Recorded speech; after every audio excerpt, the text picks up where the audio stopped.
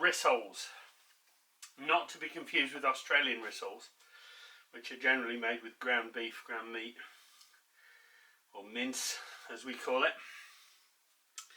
English rissoles really found their fame in the Second World War during rationing, and it was a way of stretching the rare resource of meat out as long as they could. And I'm sure the recipe has changed over the years. I'm pretty sure that during the wartime they might not have spent an egg on it like I'm going to do to bind it, but they would certainly have used stuff like grated carrot and perhaps some other grated vegetables in it. Beef and carrot go particularly well together. I've got 330 grams of leftover beef, which isn't particularly fatty. It's got some fat in it, but it's not particularly fatty. And in order to make a tasty rissole, we need to add a little bit of fat to that. So I'm going to add it in the form of shredded beef suet.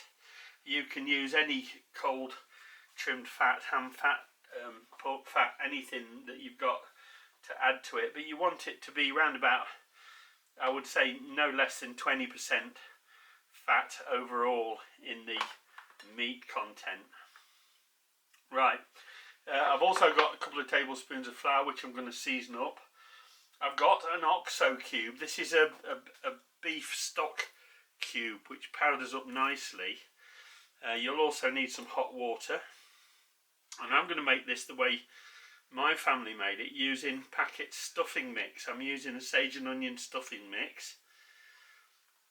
I've got salt and pepper like I said before, and now all I need to do is get this meat.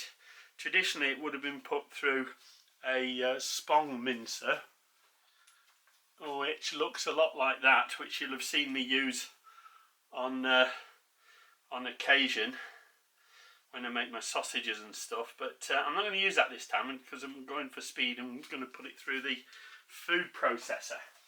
So the first thing I want to do is get that meat cut up and get it into the food processor. Okay, that's the meat come back through the food process. It's come back fairly finely minced. So what I'm going to do now is I'm going to make up the stuffing side of it.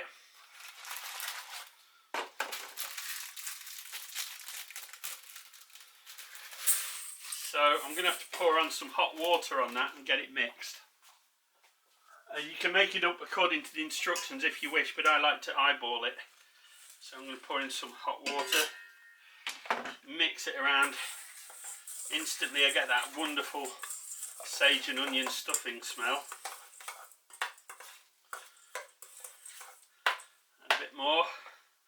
I want it to get around about the same consistency as the meat we see.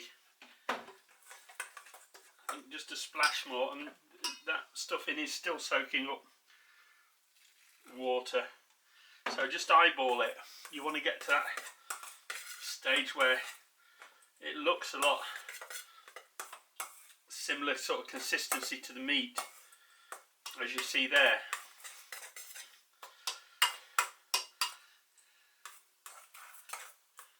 Now into that I'm going to put my carrot and mix that in.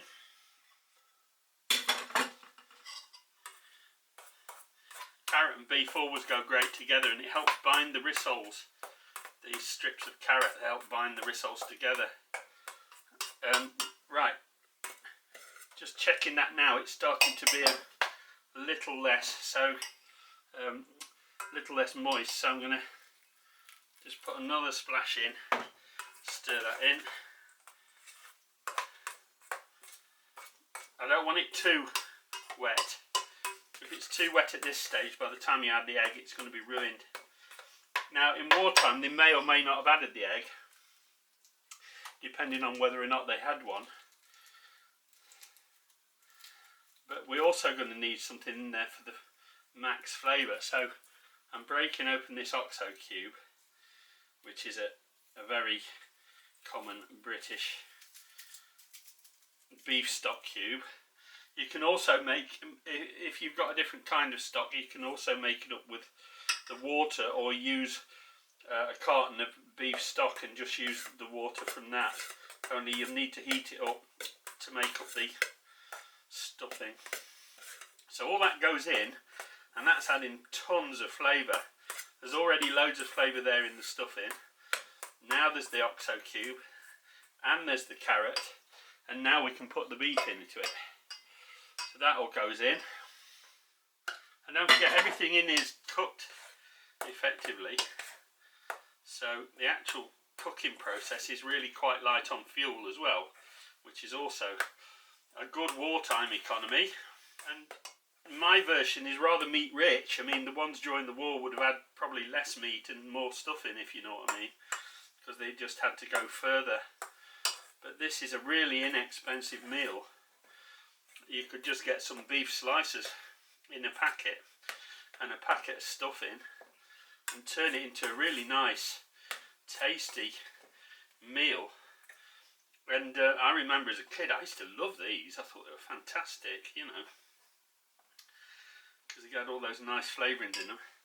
Right, now that mixture's, you can see it's nice and dry and it holds together like a bit like a burger does, which is kind of what you want. And in that I'm going to put my egg, and then we'll mix that thoroughly. Right, I'm going to put that to one side now and let that stand for a minute or two, and I'm going to season up my flour. Now add a bit more seasoning to the pot.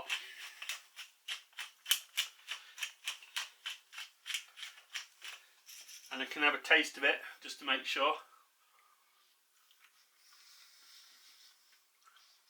Right.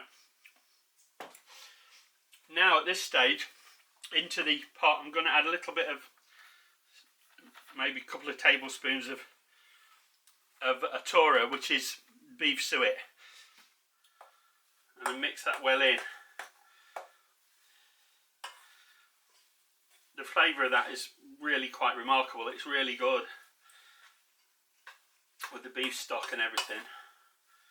So these are going to be really nice, tasty little rissoles. See as it comes away like that, really nice. That's just pretty perfect, that is.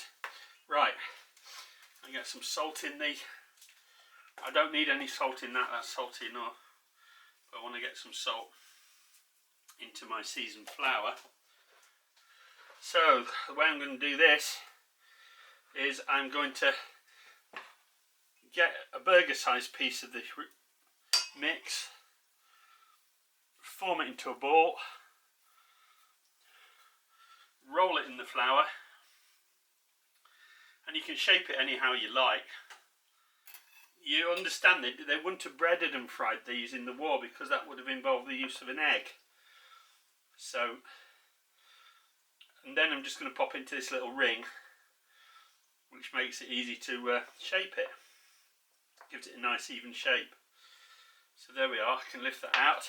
That goes straight onto my baking tray. So I've got a baking tray with a bit of lined fat. In the war they might have been fried. More than likely would have been fried in lard. That's a daddy one. That goes for daddy, that does. So imagine being a mother bringing up kids in the wartime, wondering how to feed them and worried about your husband who's somewhere in North Africa getting shot at by Germans. Can't have been much fun, huh? And onto the tray. Now, let's get that out of the way and just show you. So there we are. That's our rissoles. We got 6 nice rissoles, about, I don't know, the good old weight. About 150 grams each, pretty good. And that now goes into a hot oven, 180 degrees Celsius, which is 350 degrees Fahrenheit. I'm going to bake those, considering everything in there is pretty much cooked as it is. I think we can bake them for about 15 to 20 minutes, but I'll keep an eye on it and see how they go. First thing I want to do though is give them a quick spray with oil. You can also cook these in the air fryer. If you're going to cook them in the air fryer, put them in for 5 minutes before you spray the oil on, and then spray the oil on afterwards. But they can now go in the oven. Oh yes, lovely. That's 20 minutes in, cooked. Now they'll go a little bit more crispy on the outside if I allow them to rest for a couple of minutes, and then we'll serve them up.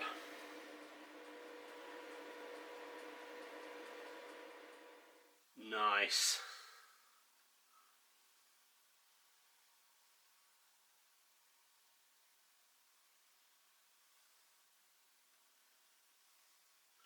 Yum. I know you're going to want me to try this, so let's have a taste, see if it's what I remember from my childhood.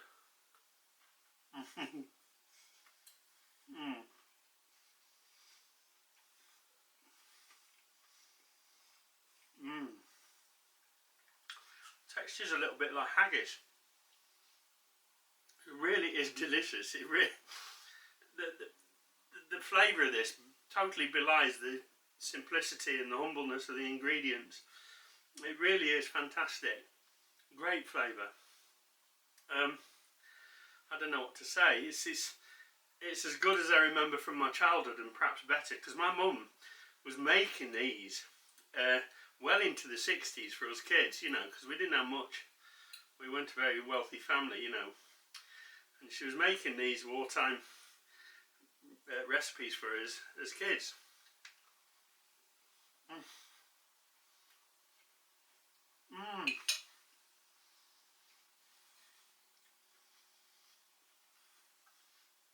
I'm rather pleased with that.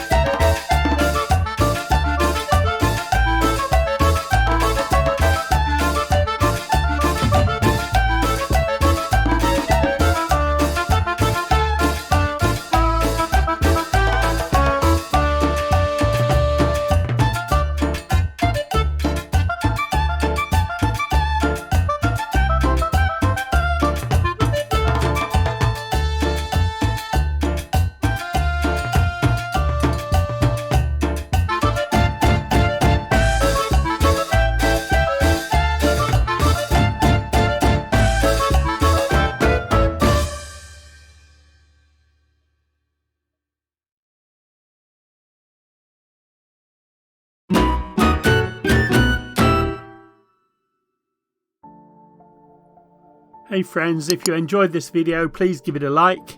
If you would like to follow my channel, please subscribe, and don't forget to click the bell icon and select all to receive notifications for all my future videos. It would be great to hear from you in the comments, and I'll try to get back to as many of you as possible. You may wish to check out these titles, or even help me out with a donation using the links in the description below the video. Thanks for watching.